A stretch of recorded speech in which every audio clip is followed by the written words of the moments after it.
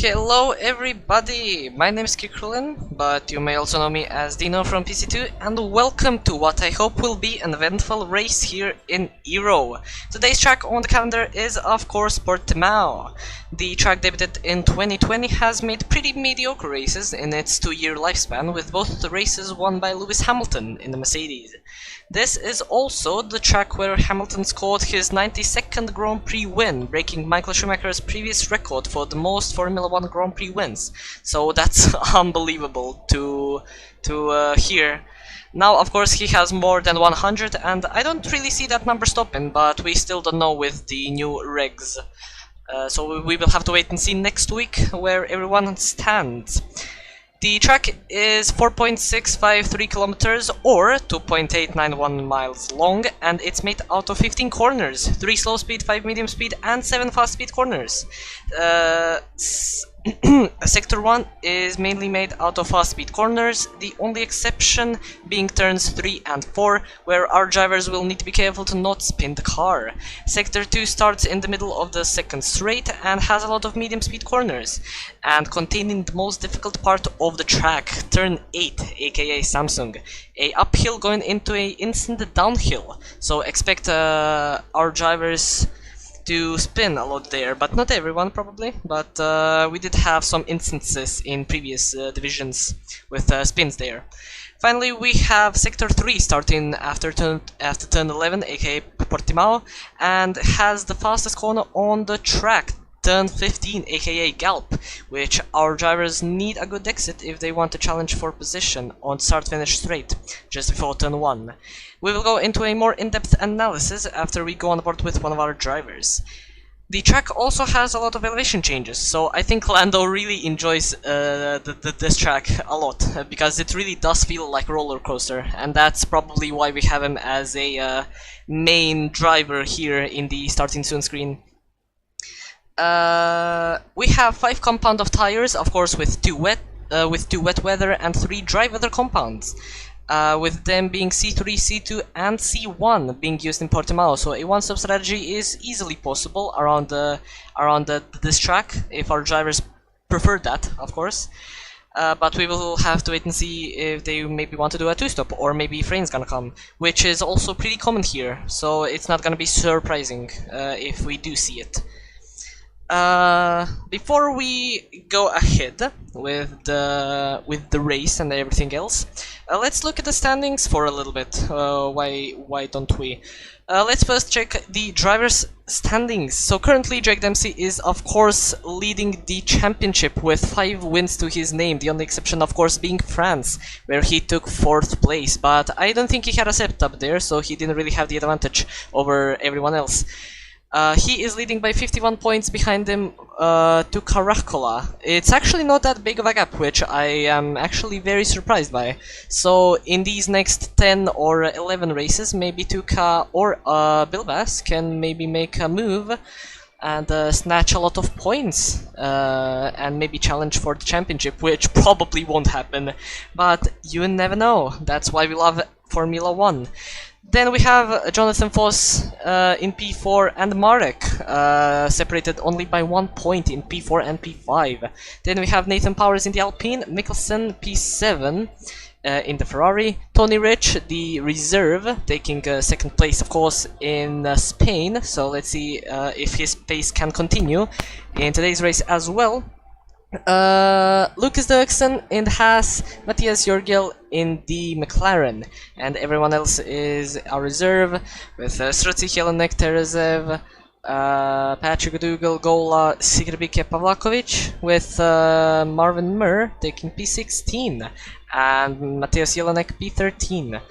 And yeah, so it's not looking that far off in the driver standings, but in the constructors we do see a very tight battle between some of the teams. Of course Red Bull is leading, mainly by Jake Dempsey's points, but Casper is getting a handle to it. It's just taking a little bit too long, but AlphaTauri and Aston Martin are looking at a pretty tight battle for 2nd positions. If they do carry on with this pace of theirs. And then the next battle we have with Ferrari, Mercedes, Alfa Romeo, McLaren, and Alpine. All of them only separated by 13 points, which for battle for P2, that's a lot of teams. And we will have to wait and see how their pace compares, of course, in these next couple of races. And then at the back, of course, we have Williams and Haas battling at the back with 14 points separated from both of them. So, it's not looking that bad in the drivers and constructors standings, so I think the battles are going to be very exciting to see and to speculate about with who comes out on top. Of course, commentating alongside me today is Adam Lapidge. You weren't here last time, but like I said before, you didn't really miss much with Jake Dempsey taking the win. Of course, but you only didn't see my voice breaking at the final lap where Luke Mills got his first and only point in that race. So let's see if he can contain his pace today. But what should we expect from our drivers today in Portimao?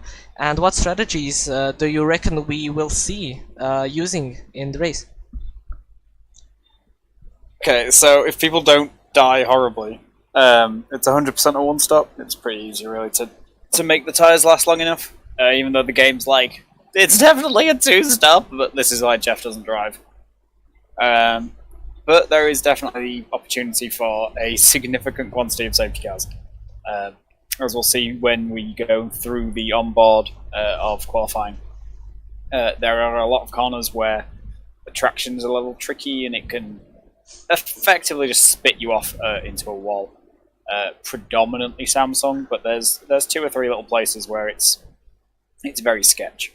And then obviously you've got turns 1, 2, and 3 where it tightens up, which is probably the best overtaking spot on the track, but because of the tightening on the apex of 1, and then how 3 sort of just works with Lagos, you can get contact and incidents there as well. And the walls are quite close at turn 3 as well, so we could just end up with someone buried in there. So there could definitely be safety cars. I mean, we had a safety car restart that was absolute chaos yesterday. Not for me, at least. Behind you. So, yeah. Behind you. This is where you want to lead. But yeah, I mean, I imagine Drake's going to win this. I mean, it's Drake. He's an alien, so... Yeah. And unless he, unless he forgets his setup again. I think Tony Rich is not racing today, so yeah, there's not gonna be a lot of competition. Maybe if Tuca can snatch like a marvelous time, or someone else maybe. Like you said, Drake Dempsey is probably going to take that easy win for him if he doesn't spin at Samsung. I highly doubt Drake's gonna. I think it mostly depends on how hard other people fight him, things like that. Like, we have heavy rain. God. Heavy rain, of course, already. And yep, that is already interesting. But yeah, a couple of our drivers are not happy. This will give our drivers a free choice of tire in the race. If you don't know, in qualifying, when you qualify in the top 10, you have to qualify on the start. You have to start the race on the tires you set the fastest lap on. But the instance is that if it's raining, you can choose any choice of tire, because if the race is dry and the qualifying is wet, you don't really use the dry compounds, so you can literally put any tire you want, which benefits your strategy. But Drake wants to go on inters, so maybe it's at a cross point with the wets and the inters. There's no way this is a cross point, this is just Drake flexing. I'm just on board with Paolo, who came out of the pits first, and honestly, I think he's probably got some oars in his cockpit so he can row the car around the track. Absolutely atrocious conditions, which will be hilarious. We managed to avoid the rain in qualifying. We had a couple of minutes of dry running, but I mean, you can even just see all the rain just sat in the air as it's falling. And I mean, that big puddle that Paolo just gone through on the exit of Samsung, that's going to unsettle some cars. It's right on where you want to start getting the power down. See, your left tire is just not going to grip at all. Yeah, Samsung is gonna be way more difficult in the wet. Oh boy! And remember, of course, these guys all run no assist, so there's no traction control or ABS helping these guys out here. So this is going to be all on talent and bravery as much as anything else. And we've already got yellow flags as we've got a Red Bull round at turn 2. That is Drake, so yeah, definitely not Inters. Well, so why just don't coming you take around it the away? final corner, about to start his flying lap. He's going to be the first man on one.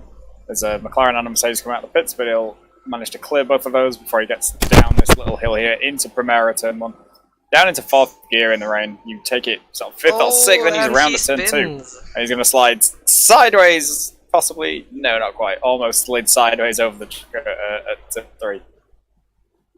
I'm not actually sure who's first man a lap. It is Nieto, I think, or maybe. Yeah. Luke Mills is on a and flying lap. Tarasov are just coming through turn 3 on their flying lap. We can go on board with Mills. Sure, let's do Luke. So yeah, so Luke's just coming down the hill now, down the sort of the back straight, the second aero zone into Torriva. A weird name for a corner. Again, difficult traction zone on the exit, and it's a lot slower than it kind of looks on entry. Plus, you're braking downhill, so you have to brake a little earlier than you think. This corner here is normally down a gear and throw it, and here we have Samsung, and you can see that big puddle there, just where you want to get the power down. Luke's very cautious through there, just trying to keep the car pointing in the right direction. Doesn't like doing that when it's dry, so fly away through turn 9, run it wide through turn 10 and 11, which is the Portimao complex. And down the hill here into the flat out turn 12, just about flat out in these conditions, and into the last few corners. You want to get as much minimum speed through there as possible, and you want to basically sacrifice your entry here in Sagres to take it flat out on exit. Gets a good line through there, runs the outside wheels just over the line. Paolo with a 140.6, but that obviously had the major moment at turn 2. As Luke comes around Galp, and will set the fastest time, which is a 31.1, and Andrew beats it behind with a 30.5, and Quill then beats it with a 29.6. And then Aryan with a 27.8. That's a really good lap compared to what everybody else has done. I wonder if the track's drying slightly, and therefore it's just getting that little bit easier to hook it up as we're going through the session, or if it's just a case of Aryan's been doing practice in the wet and some of these other guys haven't. As Drake has spun again. Confident. Drake is spinning a lot. It's definitely not Ince's Drake. Oh, he's on wets now. He has wets. But I was correct. We do see Drake spinning, and that's the only guy that is spinning. As Tukarakola puts a lap time for P2, a 128.177. Not bad, but not great. Drake's doing some rally driving. Namirovsky also goes P3 for Mercedes, 128.7, also pretty good. But Bill Bass and Jonathan Foss do have quite a few, or quite more experience with them racing yesterday in the Grid Finder event. Do you know where but I they mean that was Silverstone, so obviously a different track, and it was locked to dry conditions. So still, depends how much of their practice they sacrificed for that as well. And we've got Tuka round, just sort of reversing his way out of Jonathan's way as he's coming past. But thankfully he doesn't have any damage. Let's hope he doesn't block Jelinek. I think that's behind him. Oh, no. Luke's out. Oh, Luke's retired from the session. We have two people spinning in the start-finish. How have you managed that? I think Jelinek and the Mills maybe made contact because they spawn at the exact same place with Mills and Jelinek having damage. There's a tyre formerly belonging to Luke sat in the middle of the pit straight. So that's not ideal. Not ideal at all, but looks like the conditions are not drying out as Jurgil... Not as of yet. The rain's still falling pretty heavily. It's not a case of it's simply stopped raining, and we're just waiting for the track to dry. The rain's still coming down pretty heavy. There is still 11.5 minutes left of the session though, plus the extra time at the end of anybody who's currently on a lap. So it might be a case of last man on track with the intermediates. Track doesn't seem to be getting any slower either. Some of the times coming in now are pretty competitive. as these guys get a bit more comfortable with the conditions. Jonathan's managed to put it up into P3, so it's currently a 1-3 for the AlphaTauri boys. I am currently fastest with that 27.2 still, about 0.3 clear of the field. As Mateus Jurgiel in the McLaren puts a lap time of a 1:28.8, 7 off of Tuca, but only just ahead of Berlini in the Williams, so not a bad place at all, as we still have 5 people left to do a lap, as Drake is on the outlap, but I think Powers is near the finish line, as he is just passing Samsung, the other Alpine driver. He needs to do well, as his teammate has crashed and probably will be demoted a lot of positions because that time is not really that competitive in the wet. So let's see, especially if it dries out, and obviously with these 5 guys still to set time. Yes, but the Drake does or not, I'm not sure. I don't really see it drying out. Fully dry set, so it's a little bit pointless possibly for him to set that time. And we have seen sort of chaos and carnage kick off on lap 1 here. No, definitely. The Haas driver Sen in PC3 started P20 and on lap 1 was about P9, I think. As Nathan goes P4 with a 27.6. So gets into that gap between Jonathan and Tuca. It's quite a large gap there. It's 0.6 separating what is now 3rd and 5th. As Jacob Mikkelsen jumps up into P6, getting into that 0.7 gap between Tuca and Mateus Jurgiel. So there's some fairly large gaps at the front, as Jurgiel goes faster with a 28.0, so he's found another 0.8. As Drake Dempsey has retired. Drake's decided he's not playing this. He's not playing this game. Another Last of Us challenge, don't blame him. Well, Jurgiel gets a big moment going for another flying lap, and he's spun it at Lagos, so that he won't be improving here. And just to get out of the way of the Williams behind him, of I think Paolo that was, yeah. So currently we don't have a lot of people on the outlap, but looks like Powers is actually improving on his last time, as he has improved by 0.2. If he manages to keep this up, he will be P2, but he loses the car a little bit. Thankfully manages to save it, but that will lose him quite a bit of time. Maybe in these last 2 corners he can manage to get more time, but I don't think that he's gonna improve because of that little mistake, and going wide at the final corner as well is not gonna help. I mean, it was quite slow on the entry where he lost it, so now he's about 1/10 slower, unfortunately. But I mean, he's still got about 20-25% battery left. You could probably do another lap, as we've got another retirement, and that's Quill on the run up into Portimao.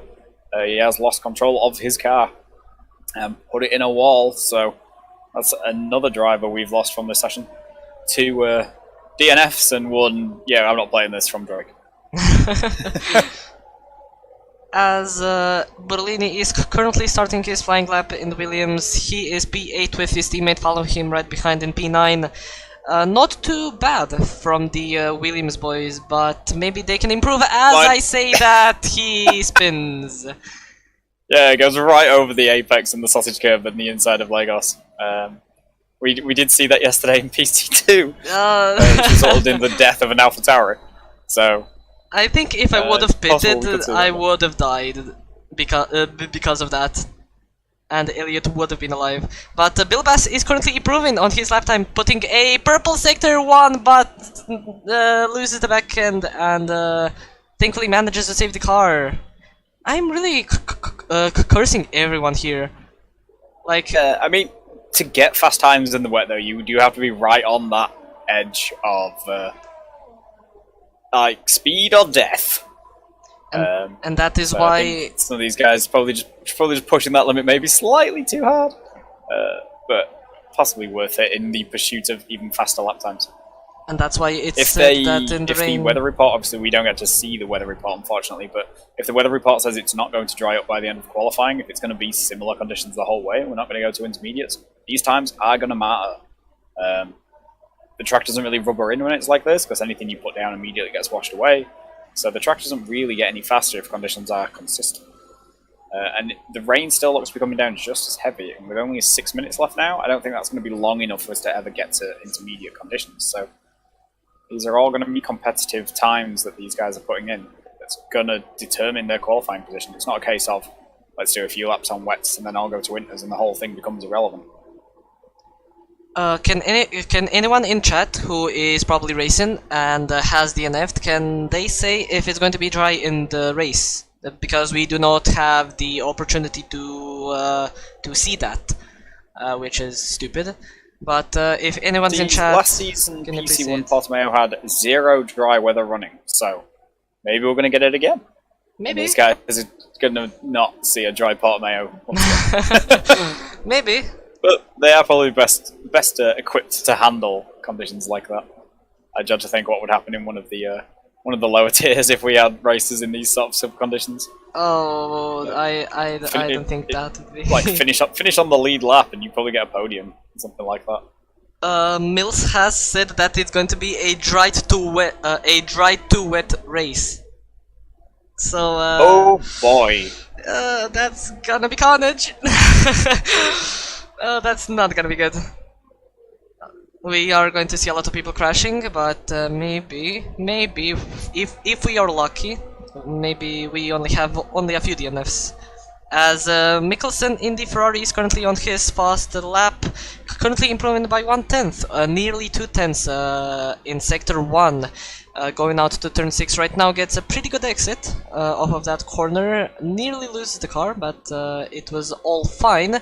Going out to turn 8, Samsung takes the inside curb only a little bit. You don't really want to take it too much to not unsettle the car.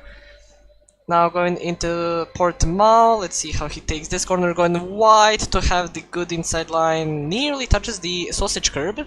Thankfully he doesn't, and he improves by 5/10. So that will already put him in P5 if he doesn't make any more mistakes, as he is now coming out to turn 13.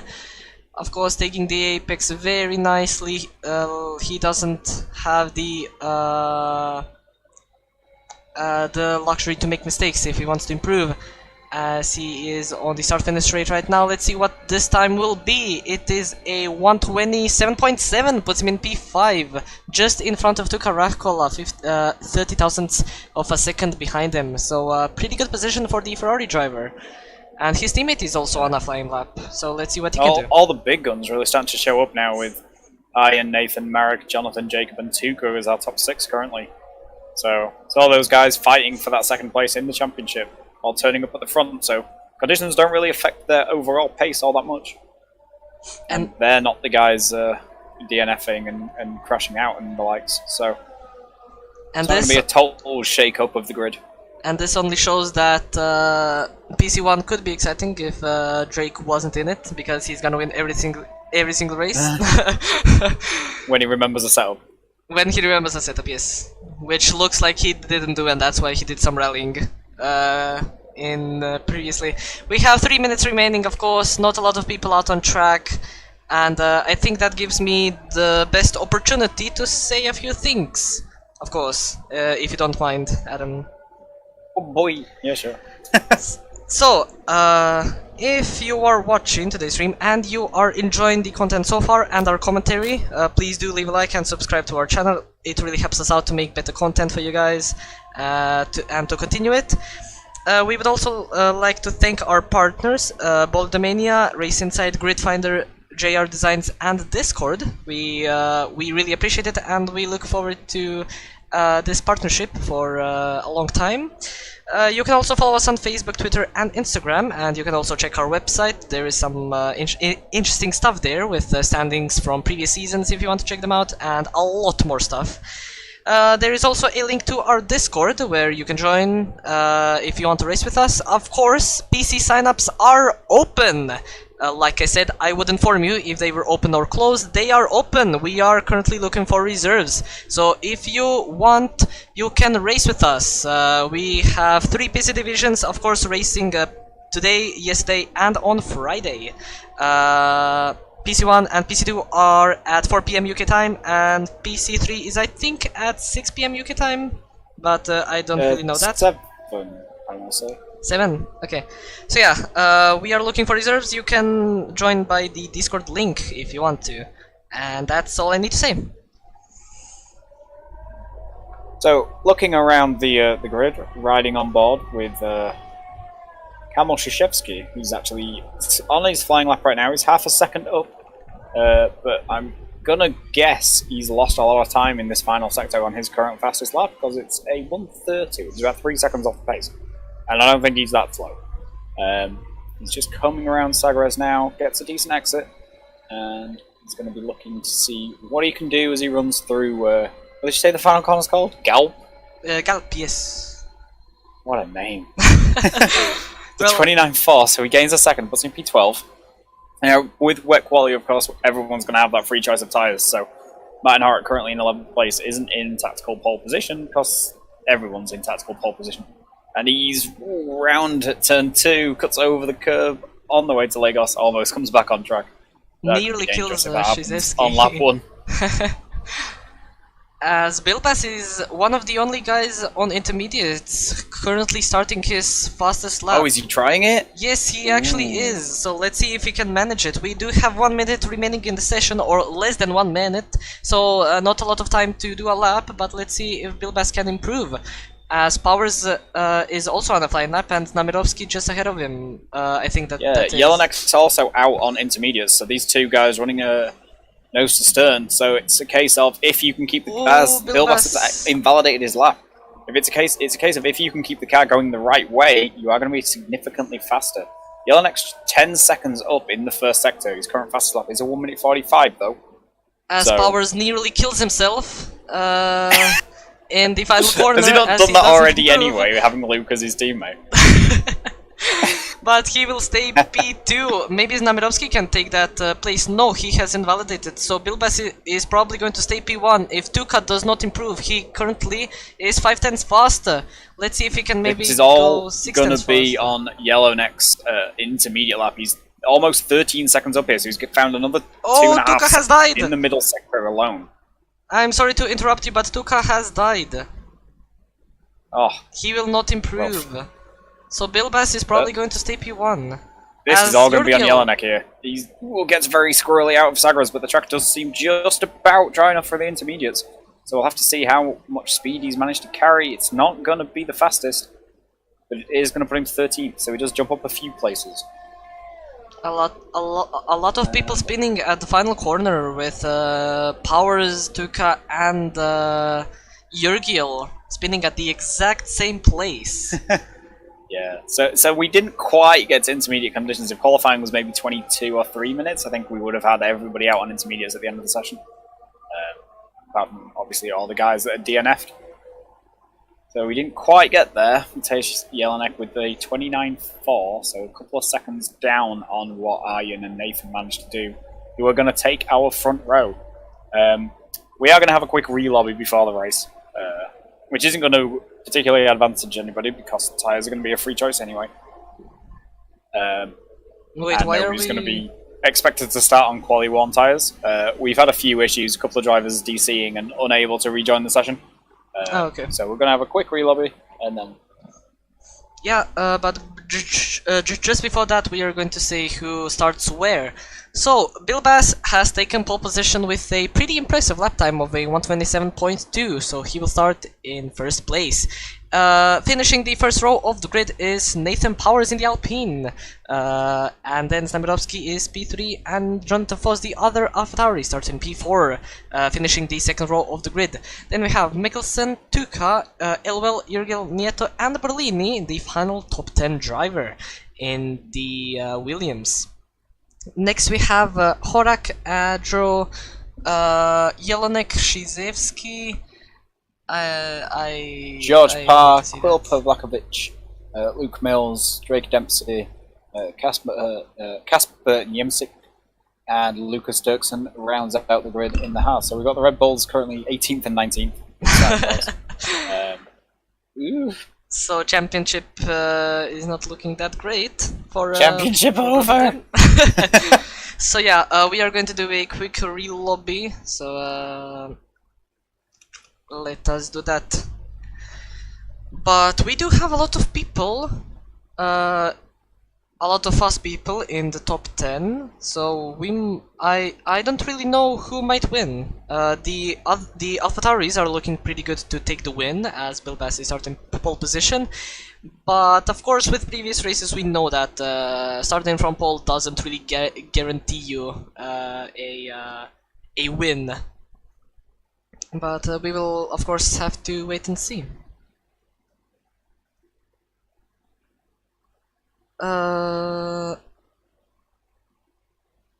Just do let me know when the lobby is open. Oh, I think it's already open. Is it? Won't let me join. I see that Jelenek is in the lobby. So yeah, we are sorry for these difficulties. The game is just very stupid. We are sorry for F1 2021. Yes. We are sorry but not sorry, because it's not because of us. It's because of the game.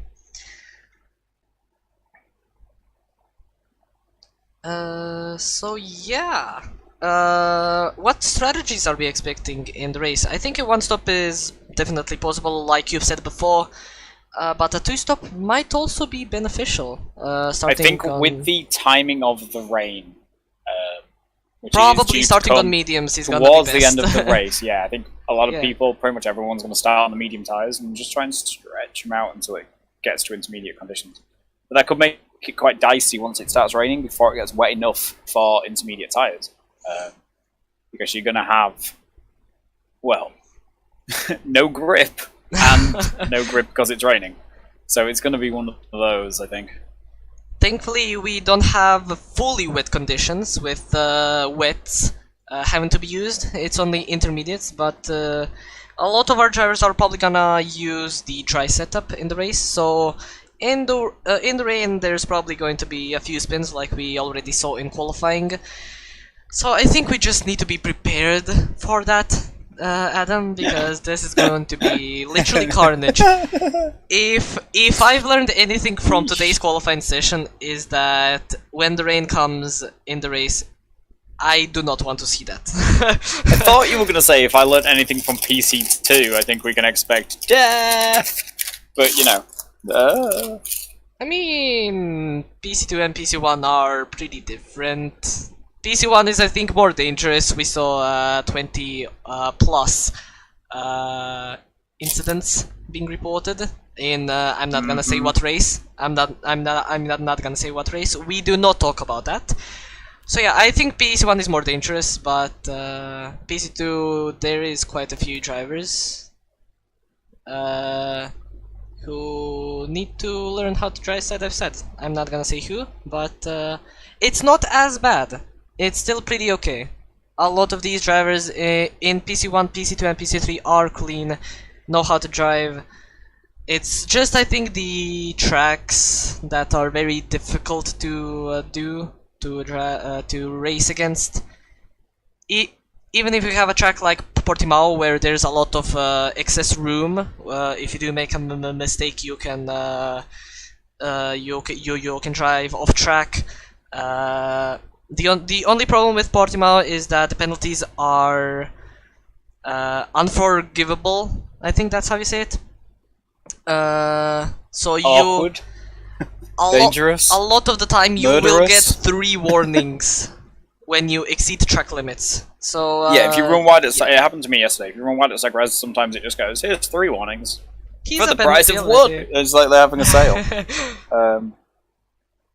And then there are points in the track where if you spin, it can simply disqualify you.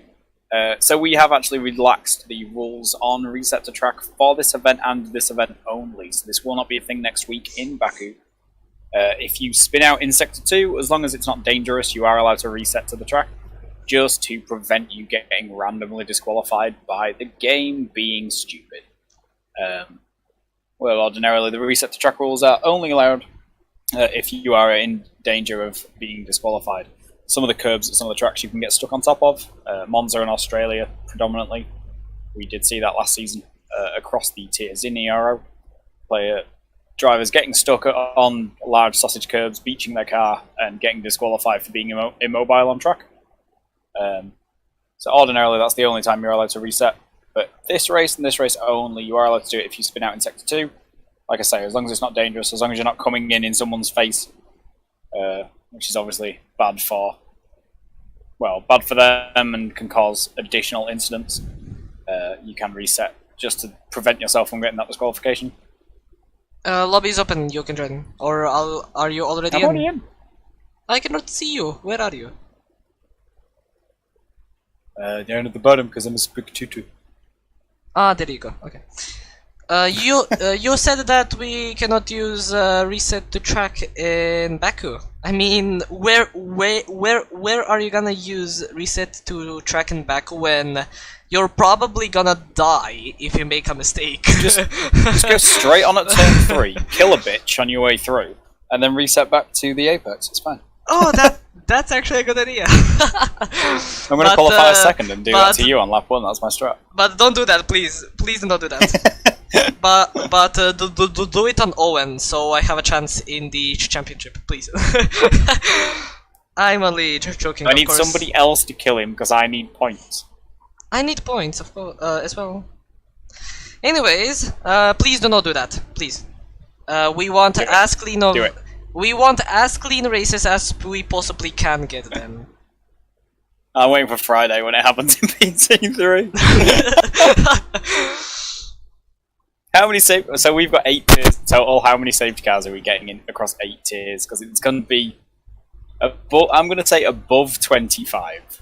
It's going to be full 28 safety cars, and then 50 virtual safety cars, I think. So around 80. Full would be 32. But yeah. Yeah, we are going to see a lot of safety cars, but in Portimao I don't think we will, because like I said before, like 5 minutes ago, there is a lot of excess room. If you make a mistake, the walls are pretty far off the track, so you're not really gonna die if you make a mistake, or if someone crashes into you or something like that. So you have a lot of room for mistakes, but the exceeding track limits, penalties, and warnings are unforgivable. Or yeah, that's how I say it, I think. So probably only like one safety car is going to be prominent or imminent in this race. But yeah, we will have to wait and see what happens. I'd quite like more than one. The safety car restarts here are bonkers. So. As we are starting. We are. So, of course, free tyres for everyone due to wet qualifying. And it is going to be wet at the end, so probably everyone will go either on mediums or hards. There's no way people are starting on hards. I don't know. I do not recommend it, but some people might. Tell me you want to go backwards at the start without telling me you want to go backwards at the start. I mean, there's always 1 or 2 people that choose something that others don't. Like, there's always... We might see some people nearer the front possibly go softs, try and build a gap and go softs again. That is very risky. They're not going to have to stretch their tyres in case the rain doesn't turn up until around about lap 24, 5, something like that. You're going to be right on the edge of when the mediums decide they don't like you anymore and they want to go home. Whereas if you go like soft, you could pit sort of like lap 12, 13, go onto like you'd have brand new sets, so that would be an issue for you to get to the rain if it is going to be that little bit later.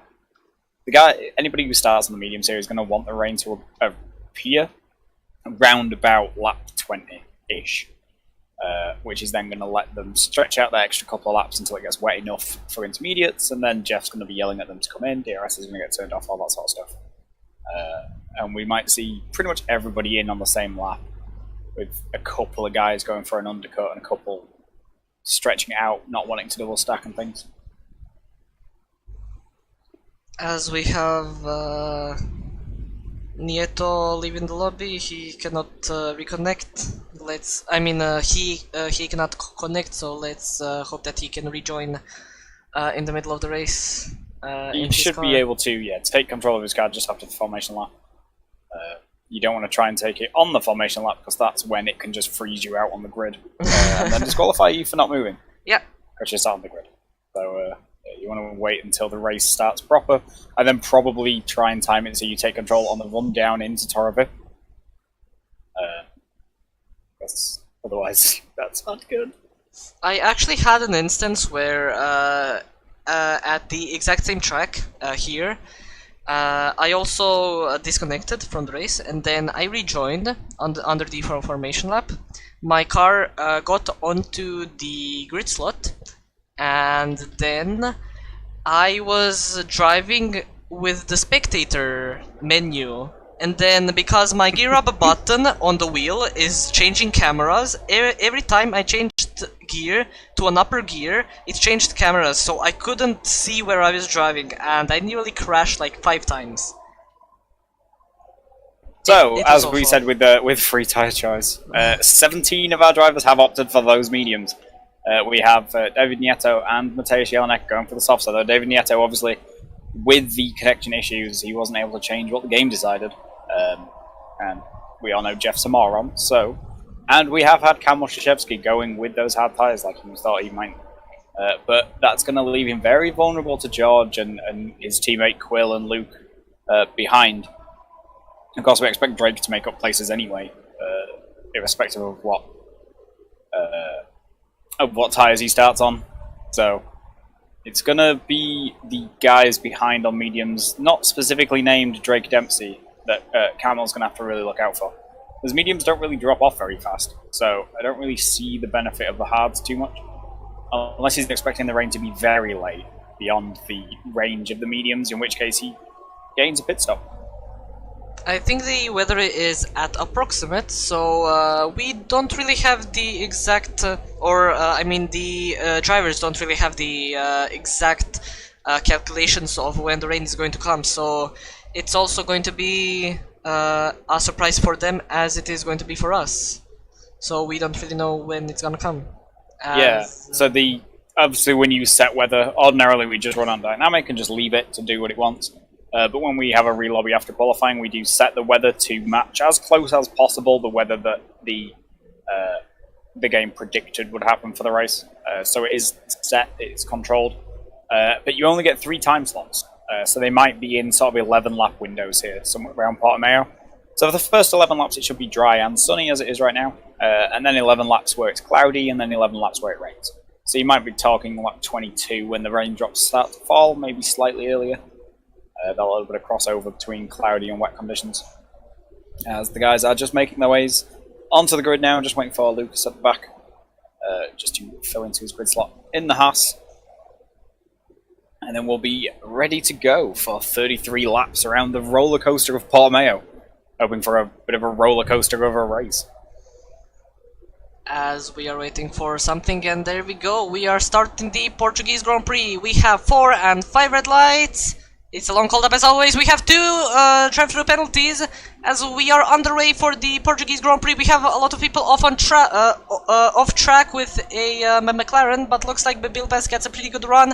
He stays P1, but there's a battle behind with Znamierowski and Jonathan Vos going side by side into turn 3. Let's see who can make a move here. Looks like Znamierowski has the inside line and will take Jonathan Vos for P3, or they're actually gonna stay that way, as Tuka Rakola and Mikkelsen in the Ferrari and Aston Martin also battle for that position, as Tuka stays P5.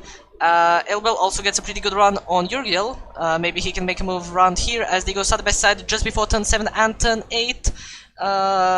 We will see a couple of spins happening here in the race as they still go side by side into Samsung, as Elwell track extends a little bit. That will probably already be one warning, as they still go side by side into turn 10 as Jurgil has the inside line, and that's probably going to be position over as Elwell cuts the whole track, and that's probably going to be an illegal overtake. He has to take that place back as he has the inside line and pushes him off track as there was contact between both of them, and Elwell has made contact and Elwell with makes Drake. contract with Drake, and he's around. And yes, that is Drake, and he is P8.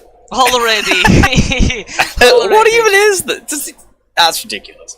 Can we just give Drake a drive-through for being too fast on lap 1? And Terezov is in to serve that drive-through penalty he picks up for jumping the start. As we complete lap 1, and Ian Bilbas leads by half a second from the Alpine driver Nathan Powers behind. who, thanks to the fighting behind, has a 1 second gap now back to Marek Znamirovski and Mercedes. Jonathan Foss, Tuka Rakola, and Jacob Mikkelsen all right up behind them. The second Mercedes and Matej Jelinek on those soft tyres, making them work, already up 4 places after starting in 11th position. And he's going to be looking to make up some more places on these guys on the mediums in front of him before his soft tyres start to go off. Directly behind him is championship leader Drake Dempsey, up from the back of the grid, already up into P8 and pressuring some of these leading drivers. He's probably not going to get too much in the way of penalties, so they're going to have to hope to hold him off. I think Mateus might have a decent chance of that in the first couple of laps with these soft tyres, but once they start going away, he's going to be a bit of a sitting duck for Drake, especially if he gets held up by the guys in front. Mateus Jogel in P9, the lead McLaren, which is unfortunate for McLaren. They're going to be looking to make up places throughout the race, although there isn't really going to be any strategy calls you can make here with everyone starting on the medium tyres and hoping to get to that rain. Paolo Bellini, currently running P10 for Williams, promoted from PC3 earlier in the season. Currently on for a point if he can hold the guys behind him, as we see the guys behind him, Quill and Martin Horak, both go extremely wide through Galp. But this is probably going to be a move down into Primera in turn 1 if Martin keeps his nose in, and he does, and Quill doesn't fight that too hard, gives up the place. But they also both run wide on the exit of turn 1. Have to be careful not to have contact through Lagos. And, well, DRS is enabled now. This is lap 3. So Martin's going to be a little bit exposed possibly here, but Quill got a poor exit, and Lucas Dirksen up from last place makes the move into 12th place for Haas. So he's on a bit of a charge as well. On the same tyres as everyone else, he's doing really well here. As Drake has managed to overtake Mateus on those soft tyres, which put Drake up into P7 now, right on the back of Jacob McLaughlin in the Ferrari. Speaking of which, the other Ferrari of Andrew Torozov has unfortunately gone round through turn 4 and lost a place to David Nieto. After David served his drive through these two guys as well. So they're unfortunately dropped quite a way back. And we've got a behind them as well, between Niemczyk and Elwell, after Elwell's spin on lap 1. But Niemczyk manages to hold the position, stays in P18. These guys really should be looking to work together to push further up, as I think Elwell might still have some damage or overheated tyres or something, as you're running extremely far off track through turn 7 on the run into Samsung, which is quite unusual. And Kamil Shishevsky, unfortunately, currently running P20, so he's going to be hoping for a safety car, as his teammate Quill has come into the pit. So there must be damage on that Alfa Romeo. That's unfortunate. Most of these guys aren't going to be wanting to pit until the rain comes. It's going to lose them a lot of time if nobody else has to stop. As you've got more fighting at the front. As the Dempsey has currently overtaken Mikkelsen for P6, so he's making that ground up from last position, of course, as Namirovsky and Jonathan Foss are again battling for that final spot on the podium. As Jonathan Foss goes around the outside of Samsung and gets that move at the moment, but he is out of the DRS range from Powers right ahead of him, as Bilbas and Powers are currently having a pretty quiet race, as Bilbas has... these guys fighting, really playing into their hands at the front. Yeah, of course. And Bilbas also has the advantage that Powers is 1.6 seconds already behind him. So Powers, if he wants to challenge for the win, he really needs to get the move on. As Znamirovsky might do an overtake on Jonathan Foss, but we might see Drake also doing it on Tuka, the Aston Martin driver, but looks like everyone's staying at the exact same position. This is a little DRS train, so I don't think we will see quite a few overtaking, maybe with Znamirovsky and Foss right now into turn 4, the difficult uphill corner, as Znamirovsky gets a really bad line, so that's not gonna happen. But Drake tries to go around the inside of Tuka just before turn 5 as they make a little bit of a contact, and Tuka has to give forceful overtake there from the Red Bull, but he does get up into P5. Tuka was never going to let that go without a fight, and he's going to be wanting to stay on the back of Drake. Maybe have a little bit of team play from people specifically not called Drake, from Marek holding him up and allowing Tuka to come back at him possibly. We know Drake tends to run quite a high downforce setup, so he could be a little bit exposed on the run down into Primera in turn 1 if Tuka can hook up the second half of the lap, but he has a bit of a moment on the exit of Portimao. He's going to drop him another couple of tenths just off the back of the Red Bull. Drake having a look at Marek through Sagres. He's going to be looking to get a ideal drive here and possibly overtake the Mercedes, but Marek's just close enough to Jonathan Foss in front of him that he's going to have DRS as well. The slipstream is going to be significantly less powerful for the Mercedes driver than the Red Bull. But he just about is going to have enough, but I don't think he's going to be close enough to get really in a position to challenge Jonathan as we've got another yellow flag. And Marek gets our first 3-second time penalty for track limits. And that was one of the Alfa Romeos that went round. I think it was Quill, who has put the hard tyres on when he stopped, so he's definitely going to try and get to the rain on these tyres. Shouldn't have too much of an issue with them. As we've got Drake and Marek are now side by side. They push Drake. each other off the track. Another forceful overtake through Torrey Vip for Drake. But Marek's coming not back at him. That. Ooh. Down the inside on the run into Samsung. Drake's going to hold this around the outside, just gets a better drive on the outside line, much more traction coming over the top of the hill. And that's going to be P4. Marek's going to take a look on the inside of Portimao, but you really can't overtake there. The track just cuts in onto the apex so harsh. If you put your car there, you're asking to have another one lodged in your side pod. Znamierovski doesn't really have the ERS to battle with Drake to take that place back, and Drake is just nearly in the DRS range, but I saw previously that he was losing time to Znamierovski and Foss, even though he had a DRS and DRS.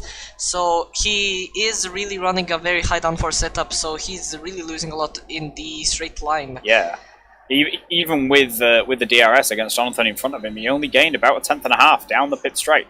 So he's making up time in the corners, but it's going to make overtaking a little more difficult, which is probably why he's getting so forceful through Torrey Vip. As Martin Horek also gets a 3-second time penalty, along with David Nieto and Jaden Elwell. The penalty is going to start to rack up here, as Marek has to go defensive from Tuka behind him as they come through Torrey Vip. He manages to hold on to 5th place. The little bit of fighting these guys are doing, Nicholson and Jurgi are right behind them, just hoping that there's an error somewhere, has dropped them pretty much out of the DRS range of Drake. Marek's just about managed to get back into it on the run through Samsung, but it's whether he can stick there for the remainder of the lap, which currently he's not doing. He's going to have to make up some time here through the final couple of corners, otherwise he's going to be a little bit exposed to Tuka behind. As Drake has now cruised up to the back of Jonathan through that final sector. Gained around about 4/10 on the AlphaTauri.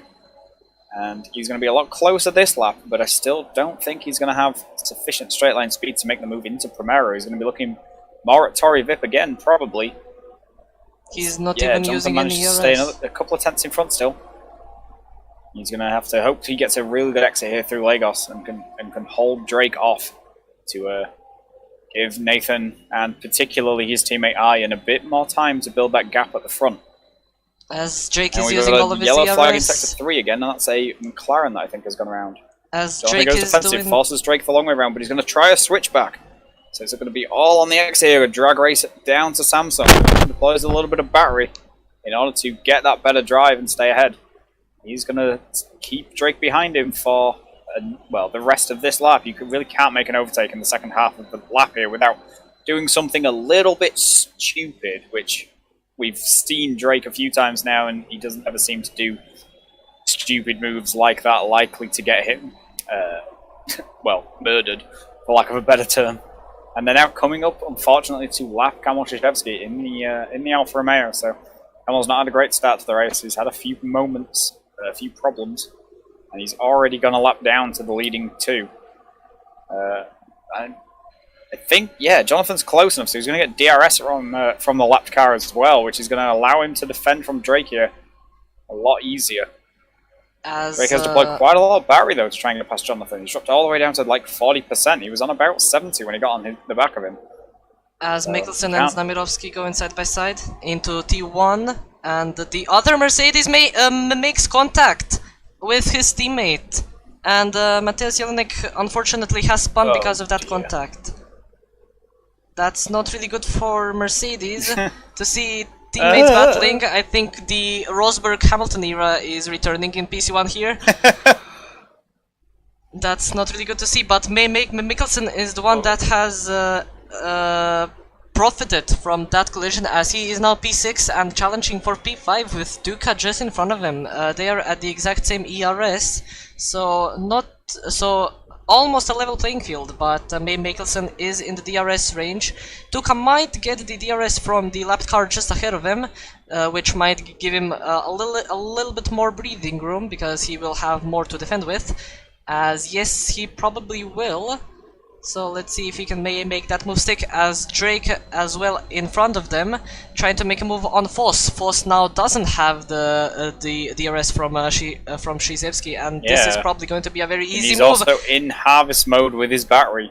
He's cost Drake quite a lot of charge, but he's had to spend all of his own to keep the American behind him. And he's just run out of defensive tools. Drake manages to make the move down into Primera. Going to be looking to get as good a drive as possible through Lagos and stop Jonathan coming back at him into Torrey Vip.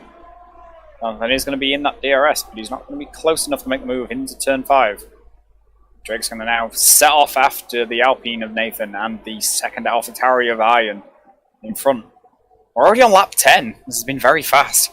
There's not really been too much in the way of problems. As Jonathan gets a 3-second time penalty. Yes, he does. Which is not ideal when nobody else in the top 7 has one. So he's going to be hoping that there isn't a late safety car, which is going to push everyone back into that 3-second window. He's currently got a 3.1 second lead over Tuca behind. Currently that penalty is not doing anything, but could do later on in the race, especially if we have a safety car to bunch everyone back up. I see some clouds appearing in the air, some rain clouds. I think we are only just a few laps off of rain, probably around lap 20 is going to be the point where the rain is going to come. I just wanted to address that as Drake puts the fastest lap of the race, a 118.8 on mediums, which is pretty impressive indeed. Pretty crazy. I mean, I did yesterday a 117.7 on soft, so it's not really that impressive. I think he can go faster. 15 lap less fuel on as well. He can definitely go faster than that. He's probably gonna do a 16.5. 6.5 maybe, yeah. Maybe. Yeah, I mean that was a lap with Drake on mediums with no DRS and not really spending any battery, because he's doing a bit of a recharge phase for when he catches up to Nathan. Probably based on that lap time, probably in 2, maybe 3 laps, he's going to be right on the back of the Alpine, and he's going to want that battery in order to attack with. Like I say, with the high downforce setup, he needs ERS to make moves down the straights. Oh, he needs to be right on their back through Sagres. As we see Nathan just coming around that second last corner, in order for him to have the straight line speed to make the move down into Primera. As we have a battle behind. Time penalties starting to rack up. We have a battle behind with the other Red Bull driver, with Niemczyk and Elwell going side by side just before Samsung in turn 7, and Niemczyk goes a little bit aggressively, but takes that position for P14. Still outside the points, which is unfortunate, but Elwell is trying to make a move down the inside into Portimao, but he thinks better of it. He will probably wait with the DRS on the start-finish straight, which he will probably get right here. Both of them... He got almost to the apex and then engaged the grey squishy bit inside the helmet. As we got a DNF, the Aston Martin of Martin Horrock is out on the exit of Samsung. He's already lost the car there a couple of times, as Elwell makes a move down the inside of Sagres for P14. But Niemczyk's going to come back at him, and Niemczyk's going to have the DRS down this pit straight. Neither of them have battery, though, so they're going to be possibly vulnerable to David Nieto on those soft tyres behind, as they've been dueling with each other for the best part of a lap now. As Elwell gets the guys in front are taking off a little bit. Elwell takes a look on the inside to Lagos. That's probably not a good idea either. But it's going to compromise Niemczyk's exit, and Elwell's going to get the move done again, and this time he has DRS on the run down into Torrey Vip. That's going to open Niemczyk up to Nieto behind, probably. Not quite close enough for the McLaren reserve driver to make that overtake. Niemczyk also has a problem with fuel. His fuel light is flashing. He's probably thinking about the safety car, as we have a battle in front with Tuka Rakola and Mikkelsen, as Mikkelsen has overtaken Tuka for P5.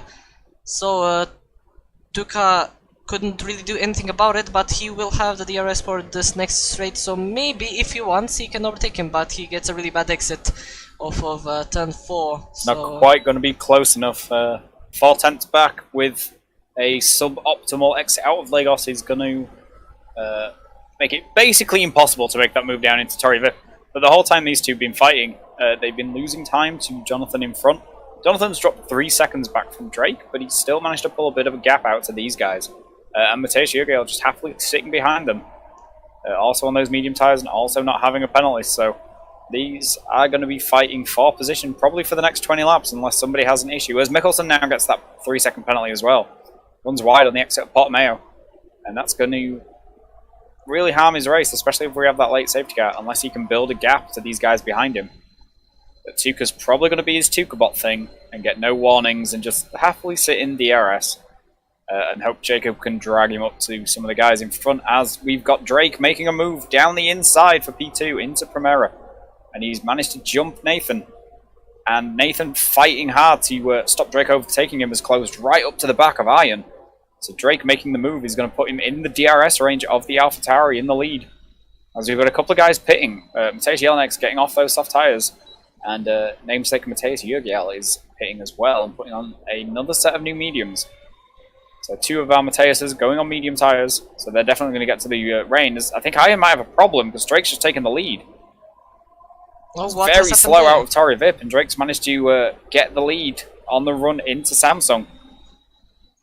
But Iron's got a hell of a lot of battery to fight back with. Possibly just had a bad exit, got a bit squirrely. And he's going to be looking to make a move. Oh, as he has a big moment out of Portimao. And that's going to drop him a long way back from Drake, and it's going to put Nathan right in his gearbox. And the whole time, Jonathan's just going to be closing back in on these guys a little bit. If they start fighting, it could definitely bring him back into a 4-way fight at the front.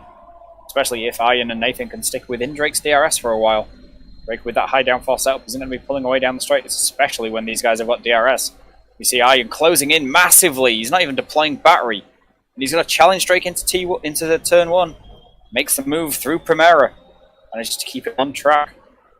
As we have a yellow flag in behind sector 2. through Lagos. And he's going to look to make the move back for the lead probably into Torrey Vip. We've seen him make a move there a couple of times already. But Ian still with about a 25% battery advantage. Manages to take that defensive line and hold Drake off. But Drake's going to come with that cutback again. I think gets a bit of a twitch on exit, but still gets good enough traction, holds the lead for now. Drake's looking very racy today, but I don't think he wants to let this go. And it is becoming grey, so rain is imminent probably. Only a couple of laps out, so all of the drivers that haven't stopped yet are going to be at the advantage. Jelenek, Parr, and everyone else who has pitted will be way far behind than everyone else because they started on softs. Anyone that's been unfortunately forced to pit before the rain, as David Nieto has retired in the pits, so he's decided he's had enough. The unfortunate disconnect on the grid, meaning he couldn't set his starting tyres or his fuel, so he's probably running very over-fueled for the race as well, as Drake takes a look down the outside of Iron into turn 1. Iron manages to hold the line. But he again, has he's going to to be looking at getting extend. a good exit through Lagos and holding Drake off down on the run into Torrey Vip. Probably using some of this battery to do so, but Drake's managed to recharge while he's been sat in the DRS, and he's up to about 40%. Takes the outside line, and he's going to try this cutback again. He really likes this cutback move. Oh, Iron goes really tight on exit, but Drake's still going to manage to squeeze down the inside. But Iron's going to fight back and comes back at him into Samsung. Iron's still holding the lead. This is costing Drake a lot of time, but it's great racing at the front. And it's bringing Nathan right onto the back of these two as well. Could leave Drake a little exposed into turn 1 if he can't get past Iron this lap. Nathan still doesn't have a huge amount of battery, but he is going to probably be faster with that DRS. Likely running lower downforce than Drake. And Jonathan still gradually closing in on these guys in P4. But he probably doesn't want to get too close, because there's going to be one lap where the crossover is perfect from the dry tyres onto the intermediates when this rain finally does appear. And he doesn't want to be too close to Iron and lose a lot of time double stacking in the pits. He's not going to want to do an additional lap. unless he goes brave and goes for that undercut. As Drake's looking to make a move into turn 1, Iron just sort of parks it in the middle of the track. Drake can't find a way past.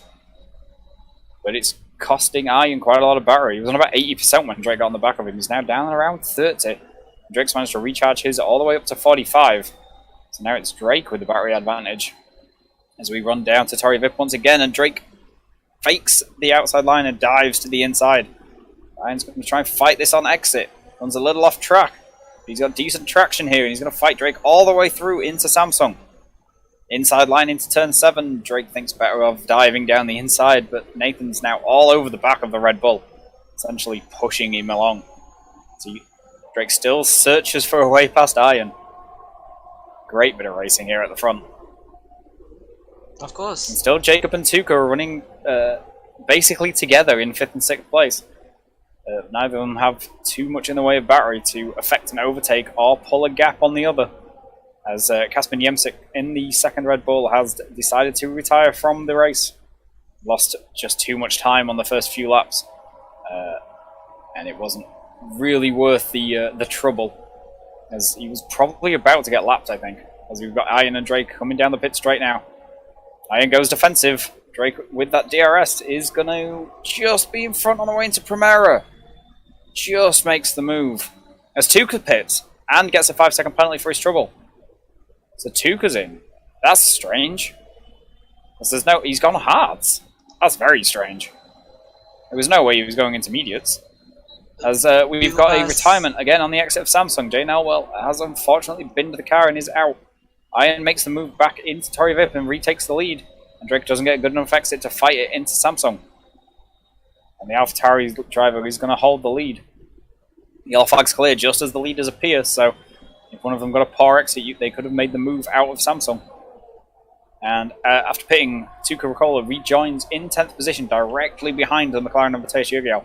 And he's going to have DRS into Tori Vip. Not quite close enough to make a move. So he's going to have to sit there, unfortunately, for probably the rest of this lap. Jurgiel on those pretty new medium tyres isn't going to be super slow, though, so Tuka's not going to get held up too much by somebody on 17-lap old mediums. These two, the leaders of the guys that have pit. So if the rain never materialises, they are probably running net P1 and P2. But Matej Jurgiel is going to have to pit again because he's gone medium to mediums.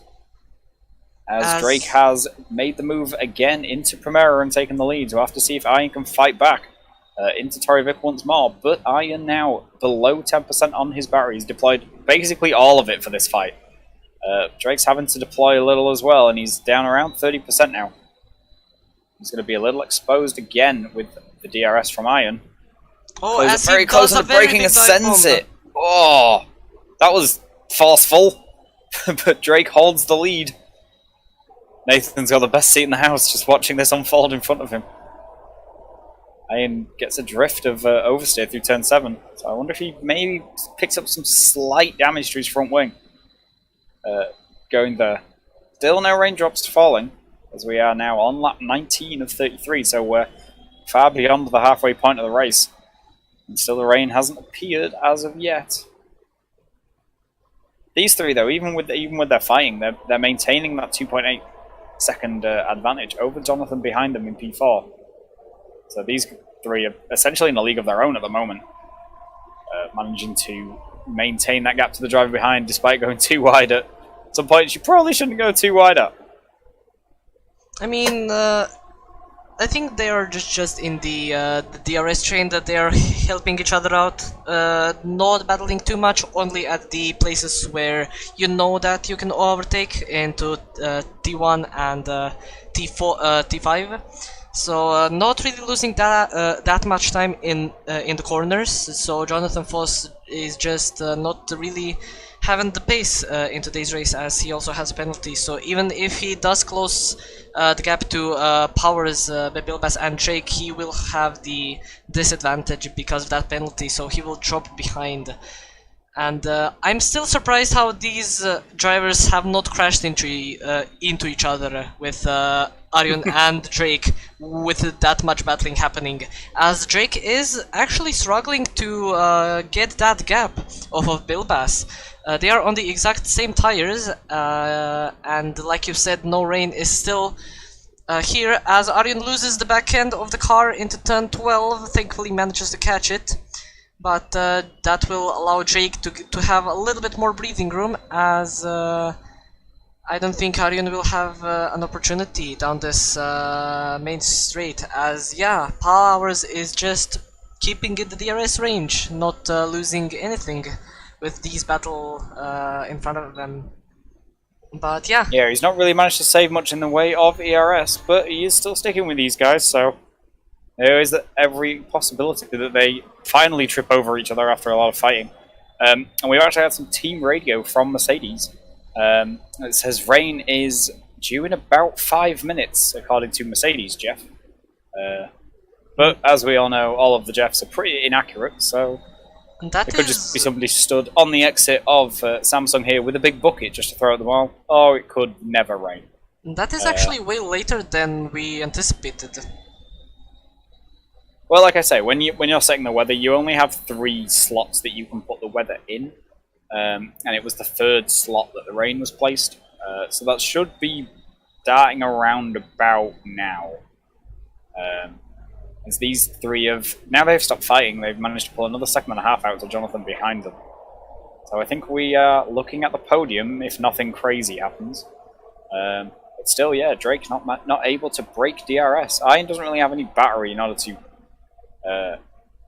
really make a move or deploy to give him that little bit of extra pace to live with Drake, but he's just at a PB lap, which is a bit ridiculous. And he also has a problem with fuel, as his fuel light is flashing, he's so... right on the limit of fuel, his light keeps coming on and off. He really needs to save some of it. But in the rain, you automatically save fuel, so... If there is going to be rain. Gears for traction, so you shouldn't be a problem getting to the end. As Drake Whoa, disconnects... Drake's lagged backwards. He is out of the session, I think. He has lagged behind both Powers and Bilbass. Oh, that's not good. He's still driving though, the car's not ghosted. If he disconnected, the car would be ghosted, so I think it's just possibly a connection issue being across the pond. But this might cost him the win. I'm seeing a little bit of lag in the server from my end, but I thought that was just me. But this might cost Drake the win, as we saw that he couldn't really get the gap from Bilbass, as Tutoka has the fastest lap of the race. But now has pitted again. Tuka's already been in twice. He's put soft tires on this time. This is seriously going to be at Drake's the disadvantage, as this is not going to be good for his race. Like I was saying, he was not gaining on Bilbass. They were staying with each other all the time. So yeah, he does have a battery advantage though. So there is the possibility that he can catch up and use that to his advantage. It's raining. He's not going to be losing out with the guys behind having DRS while he doesn't now. It is raining. It has come. Oh boy. So we'll have to see how long the crossover period to the intermediates is. I think it's normally 2 or 3 laps, but it's going to be 2 or 3 treacherous laps for these guys as the track gets gradually more greasy before someone makes the call and dives in for the intermediate tyres. It's obviously far too dry at the moment, but it could get wet pretty quickly. Although I don't think we're going to get to conditions similar to what we saw in qualifying. I think that Andrew Tarasov in the second Ferrari gets a 3-second time penalty. So I mean, he's done decently well to get to lap 23 without a penalty, and leaves us with just 9 drivers currently penalty free.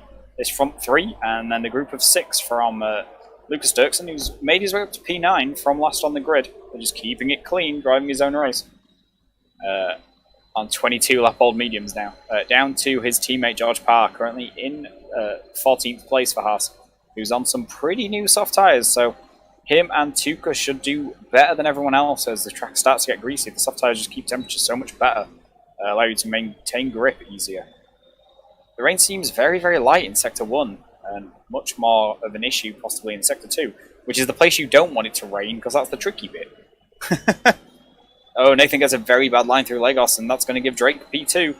He's got the DRS, and he's going to get a better exit by a little bit of battery, and just slide his way past the Alpine driver back onto the gearbox of Iron, currently leading this race again.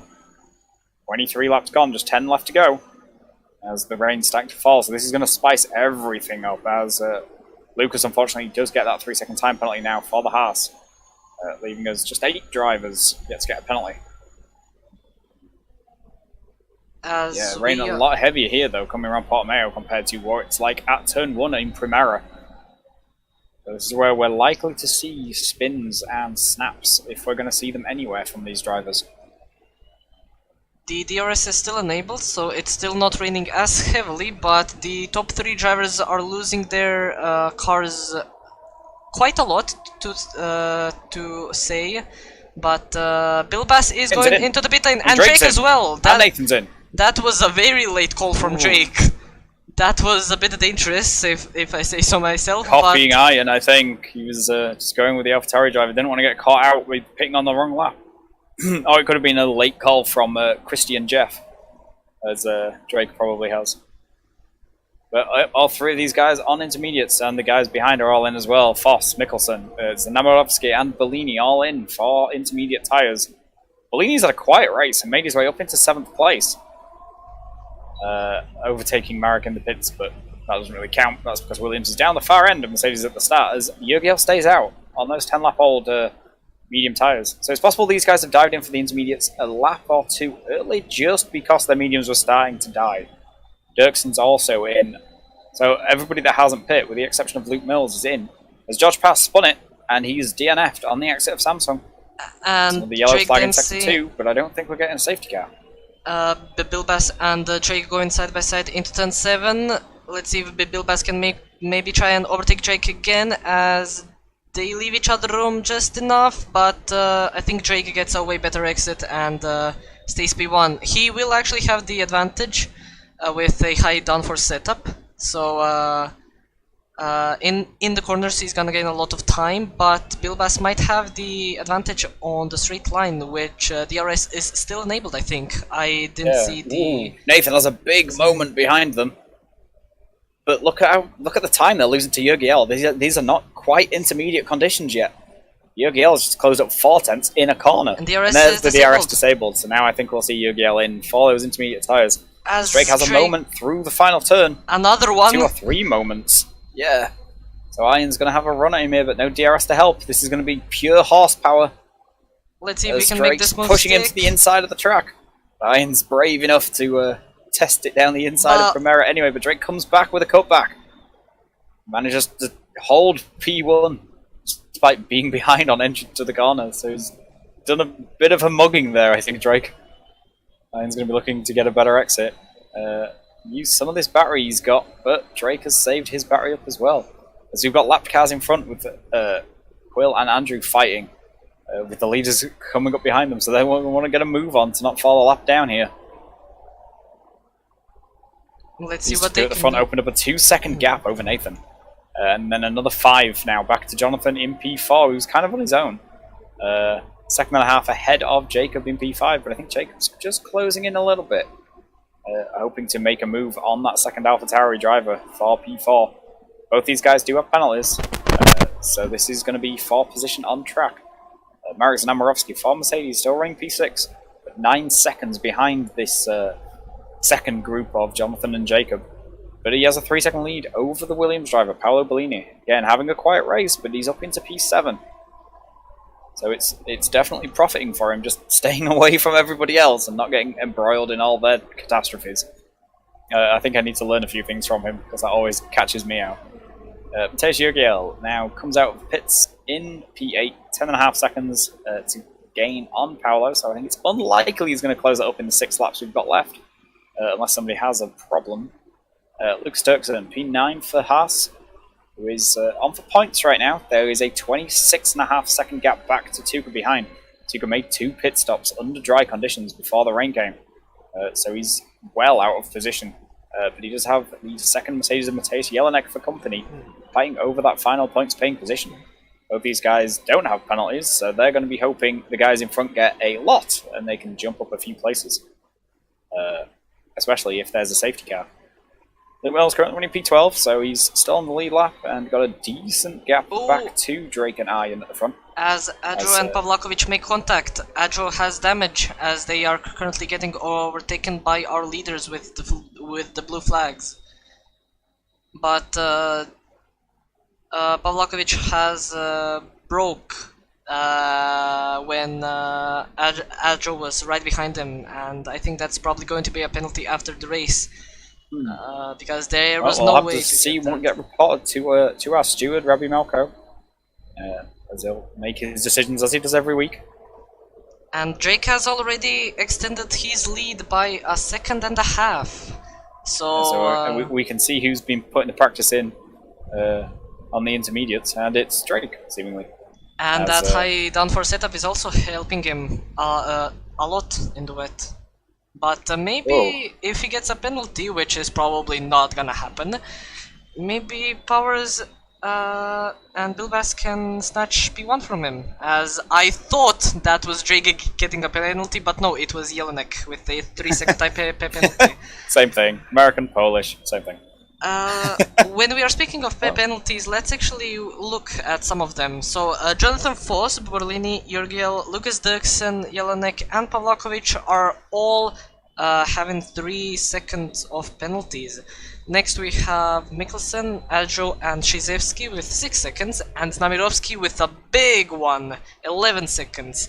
So he will probably drop down to P8 if he does not gain quite some time to Jurgiel, but he will most definitely lose time to Berlini.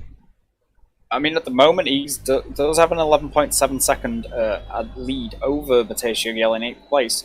So currently he's fine, as Jurgiel also has that 3 seconds of penalties, but he is going to lose the place at the line to Bellini if he doesn't lose it on track. Paolo's closing in on the Mercedes driver in these conditions. Ooh, Mateusz is very squiggly on the run into Sagres, and Quill's out. Pavlakovic has DNF'd out of the last corner.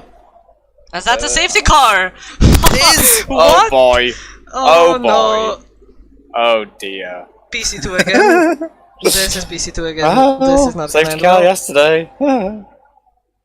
So, by the time the field closes up, the leaders got passed before the safety car, so he's not going to collect them until lap 30. We will probably have a 2-lap shootout. As Andrew Terezov's day goes from bad to worse as he gets a 5-second penalty for speeding the pit lane this time. Adro has decided that's enough. With 11 seconds of penalty on a safety car restart, it was unlikely he was going to finish higher than last, unfortunately. But this really plays into the hands here of Tuka and Luke. Currently sat P10 and P12, but with no penalties. So they keep it clean until the end of the race, which, I mean, we all know Tukabot, that tends to be what he does. They could definitely protect some positions. The likes of Jacob and Marek, who have big penalties, are probably going to drop places. It's probably worth for Marek to pit, put a fresh set of intermediates on, get rid of that 5-second penalty, and then only have to deal with 6 seconds at the end of the race instead of 11. He chooses to stay out, I think. Oh wait, wrong Mercedes. We'll have to see when he gets back around to the pits. What he decides to do is just coming through Portimao with Bellini right behind him. So this is going to promote Paolo probably up to P6. If he can stick within that 3-second window with Jacob in front, that's going to make him P5. For a driver who began the season in PC3, that's an incredibly good result. And we're down to just 13 runners from the 20 that started. And 12 on the lead lap, so this is going to be a bit of a battle royale for points here. 12 into 10 don't go. But this is actually going to be interesting to see at what lap will the safety car go in, and how many laps everyone will have to try and make moves. The people with penalties are going to be at a large disadvantage. They are going to lose way more positions than the guys with no penalties. But Tuka, I think, and Luke Mills are going to benefit a lot from this safety car, as both of them do not have any penalties. And if they can just keep it on track for these last 3 laps, they are going to score a lot of points, even though they have had a bad race so far. The safety car in the game coding will be forced in at the end of lap 31, which I'm pretty sure is when it would come in anyway, because it only does 3 laps. So it would be forced in at the end of lap 31, which would be a 2-lap shootout to the line. As Dre, Guy, and Nathan, the front 3, none of them have penalties, and they're all going to recharge their battery up to full, so this is going to be a full-powered fight to the end. We're only on 4-lap old intermediate tyres. There was no benefit to pitting. And it's brought Jonathan back into play as well. It's put him right on the back of these guys. The possible bit of team play here from AlphaTauri. With two cars at the front, which nobody else has. Jacob Mikkelsen in P5 for Ferrari, and Marek Znamorowski P6 with a lot of penalties though, those two. 6 seconds for Jacob and 11 for Marek, so they're going to want to make up places and hope there's some chaos kicks off behind them in order to stay ahead of people when we get to the line. They're only going to have a couple of laps to build at least a 3-second gap over everyone, which is going to be very difficult for them. And this might benefit Paolo Bellini in the Williams. As I said, promote from PC3, currently looking at P5 if he can keep the guys behind him where they already are and build a big enough gap to Tuka and Luke without them not having penalties, as they're going to be looking to jump people at the end of the race on that time delta. Matthias Jurgiel, the one remaining McLaren, currently in P8. He's the last guy on the back of the train right now, as we're just waiting for Lucas, who's just closing in on them. And then Tuka, Matthias, Luke, and Camille, who are just coming through Sector 3 now, as the safety car heads its way down to Torrevieja, with the rest of the field trained up behind it.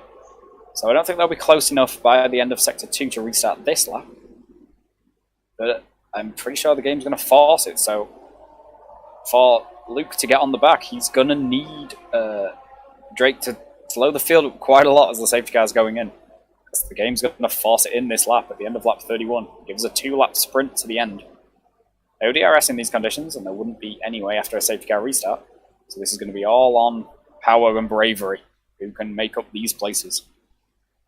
And hopefully it's not like it was yesterday.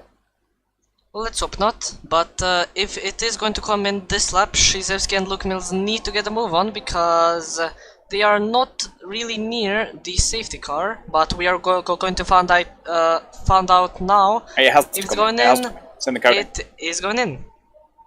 Okay then. Yeah, it has to. It is going in, so they really need to get a move on right now if they want to challenge for positions. Yep. I think they will have just enough time, probably. Yeah, Matthias is going to get on the back. Luke should do, because the safety car's not quick around here. Jelinek overtaking everyone.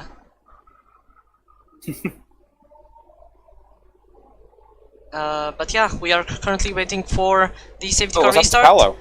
I don't know, but he has spun twice already, and that's a free position for Luke Mills and Shizevsky as well. Going very slowly. He's basically not moving, as Drake's Paolo still going slowly, bringing around the last corner. He's gone. As Bill Bass has lost control of his car, he is P2. P4, he has lost a lot of positions as he's currently battling with the Ferrari, as there's a crash between the two AlphaTauris and the Ferrari. There was damage. I think someone has a damaged front wing, but there is 3 wide between an AlphaTauri has and a Williams, I think, as Jelinek goes very wide, and he tries to make a dive bomb on Jonathan Foss, as Jonathan Foss trying to go on Tuka. But Tuka gets at that position, as the front runners are actually looking pretty well. They are going pretty safely. But the two AlphaTauris lose a lot of positions, being P2 and P4, now P7 and P9, actually P10. So losing a lot of positions already. Drake's got a really good run out of the safety car with the action kicking up behind him, we'll call it. And that's put Nathan up into P2, these two with no penalties. So as long as they can keep the pace up, they will be guaranteed 1 and 2. We've got Matthias Jurgiel, Marek Znamorowski, Jacob Mikkelsen, all chasing close behind, but all still within that 3-second window of the Aston Martin of Tuka Rakola. So if Tuka can stick with these guys, if there's nothing crazy kicks off in front of him and he doesn't make a mistake or get a penalty, that's going to put him up onto the podium, which, having made 3 pit stops this race compared to everybody else's 1, is going to be pretty crazy. Jonathan Foss now leading the AlphaTauri guys all the way down into P7, so AlphaTauri has had a really poor restart. As Matthias Jelinek in the second Mercedes up into P8. He's been looking to pressure Jonathan if he can, but there's a little bit of open air generating between those guys. Lucas Dirksen in P9 still in the points, and Luke Mills on for another 10th place finish here. Possibly more if he can stick within this 3-second window of the guys in front. He's currently dropped 2 seconds back off the pack. But if he can keep it clean here, possibly there's going to be some chaos kicks off in this final lap, and he could maybe improve on his 1 point he got before. As Marek gets another 3-second time penalty, that's going to put him up to 14. That's going to drop him out of the points. And that is, I think, going to be eighth position for Luke Mills, as Lucas has 8 seconds. As Znamenovsky loses control of his car and loses 1 more position, I think, from Yurgiel. Drake has a drift, yeah. Now Yurgiel's up into P3 and going to be looking to pressure Nathan Powers, but even if he overtakes him, I think Nathan probably shouldn't fight this because he's not going to build 3 seconds in 3 corners. Nathan has dropped back 4 seconds from Drake, but I think he's just making sure he doesn't get a penalty and just keeps it on track, all pointing in the right direction. There isn't really anybody behind to trouble him having no penalties, apart from Tuka, who isn't able to clear Jacob Nicholson in this final 2-lap shootout. He is going to get him on penalties as Luke gets a penalty at the back, unfortunately, but he's still going to jump Lucas as Ian gets one as well. So the penalties starting to wrap up for pretty much everyone, as Drake has already finished a long way in front of everybody else, almost a 5-second advantage at the end. Takes the win once again, as Nathan gets P2 and Tuka does get P3 on penalties, and that's a Mercedes sideways over the line. And Luke Mills gets P8. Takes P4 for McLaren. Jonathan Foss ends up the only AlphaTauri scoring points in P5 after a terrific race from them. That's not really what they were hoping for. Not too shabby, as Tuka gets a podium with everyone. Bit of chaos. penalties. Not quite as bad as yesterday, but quite is. Obviously, Drake gets driver of the day. From, I believe, 18th to 1st. Probably even lost the first, just to have it equaled out. But yeah, another win from Drake Dempsey, that was probably expected. But he did have quite a close battle with Arjen Bilbas. For it, yeah. He had to fight for it. So, not bad. So he actually deserved that win. As really bad from the AlphaTauri boys, as they had a very bad restart. They could have gone a better result, but you can't get them all, unfortunately. But yeah, Drake Dempsey is our winner for the Portuguese Grand Prix. Of course, another win in the bag. Tuka Rahgola gets a podium, and Nathan Powers is P2 as well. Congratulations to all of these 3 drivers, as Tuka also gets fastest lap, so that's going to be 16 points. 16 points for the Aston Martin driver. Jonathan Voss, the only AlphaTauri that finishes in the points in P5, unfortunately, but Ian Bilbas did take pole position, so he's going to get a point for that at least. It's not what he wanted. He was fighting for either 25 or 18 with Drake for a long time, but just didn't manage to nail the exit on that final corner on the restart when Drake went. The conditions caught him out a little. Possibly let his tyres cool down too much, and it well, didn't go to plan, let's just say. And we couldn't get the race director because we were just directed to the lobby. So insta kicks. Yeah. So hopefully somebody for warning removals and the likes. Yeah, we hope that someone has that. But yeah, not too bad of a race. Not many battles happening in the back of the grid, but Drake, Bilbas and Nathan Powers had a very intense battle all the way through the entire race, so that was pretty exciting to see. And yeah, if you have nothing else to say, we can round things up from this. Oh, yeah, no, I'm good. Okay then. So, before we end the stream, I would just like to say to leave a like and subscribe to the Ero channel if you have enjoyed today's commentary and the race. It really helps us out to make better videos and commentaries for you guys. Also, we would like to thank our partners, Grid Finder, Bolidomania, Race Inside, JR Designs and Discord. Thank you for partnering, and we want to continue for a long time. You can check all of them in the link down below in the description.